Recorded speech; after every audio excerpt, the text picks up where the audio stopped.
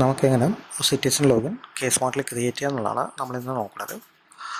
നമ്മൾ ആദ്യം ചെയ്യേണ്ടത് കെ സ്മാർട്ടിൻ്റെ സൈറ്റ് ലോഗിൻ ചെയ്യാം. കെ സ്മാർട്ടിൻ്റെ സൈറ്റിന് വേണ്ടിയിട്ട് ഗൂഗിളിൽ കെ സ്മാർട്ട് ഒന്ന് സെർച്ച് ചെയ്യാം. കെ സ്മാർട്ടിൻ്റെ സൈറ്റ് കാണാം. ഓക്കെ, ഇതിനകത്ത് നമ്മളിപ്പോൾ രജിസ്റ്റർ ചെയ്യണം. സിറ്റിസനായിട്ടാണ് രജിസ്റ്റർ ചെയ്യുന്നത്. അതിനുവേണ്ടി രജിസ്റ്ററിനകത്ത് സിറ്റിസൺ രജിസ്ട്രേഷൻ സെലക്ട് ചെയ്യാം.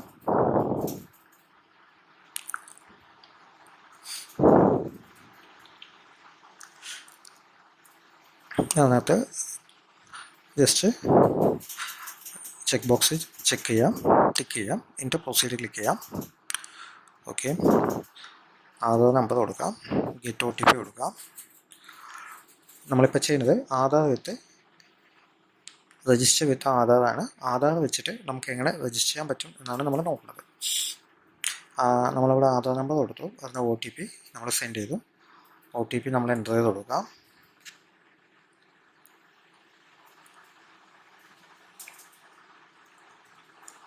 സബ്മിറ്റ് ക്ലിക്ക് ചെയ്യാം. നമ്മുടെ പേര് അവിടെ കാണിക്കാം. രജിസ്റ്റർ ക്ലിക്ക് ചെയ്യാം. രജിസ്റ്റർ ആയി കഴിഞ്ഞു.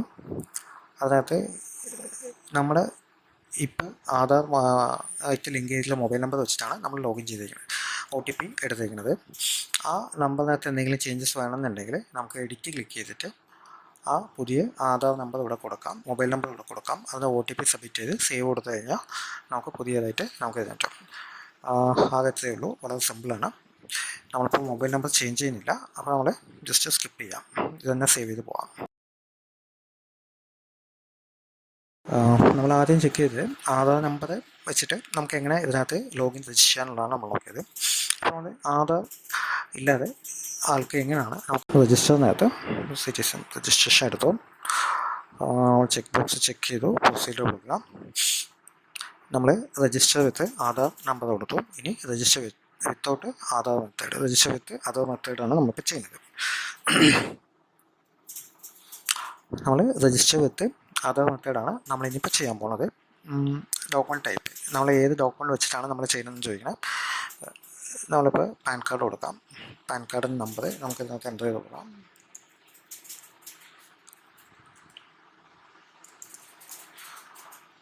അതായിട്ട് ബന്ധപ്പെട്ടുള്ള ഫയൽ അറ്റാച്ച് ചെയ്ത് കൊടുക്കാം. അവിടെ പേര് ആഡ് ചെയ്ത് കൊടുക്കാം. മൊബൈൽ നമ്പർ ആഡ് ചെയ്ത് കൊടുക്കാം.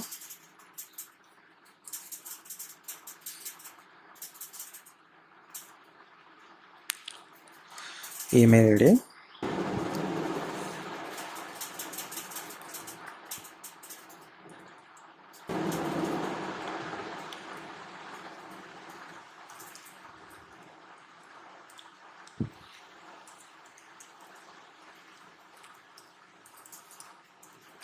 ഇമെയിൽ ID കൊടുത്തു. ഗെറ്റ് OTP ക്ലിക്ക് ചെയ്യാം. നമ്മുടെ മൊബൈലിലേക്ക് OTP വരും.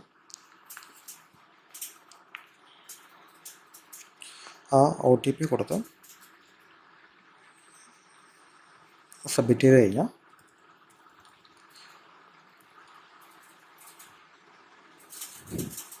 നമ്മുടെ രജിസ്ട്രേഷൻ കംപ്ലീറ്റ് ആയി കഴിഞ്ഞു. നമ്മളിപ്പോൾ ആധാർ മെത്തേഡ് വെച്ച് എങ്ങനെയാണ് രജിസ്റ്റർ ചെയ്തതെന്ന് കണ്ടു. വിത്തൗട്ട് ആധാർ മെത്തേഡ് വെച്ചിട്ട് എങ്ങനെയാണ് രജിസ്റ്റർ ചെയ്തതെന്ന് കണ്ടു. Okay, thank you.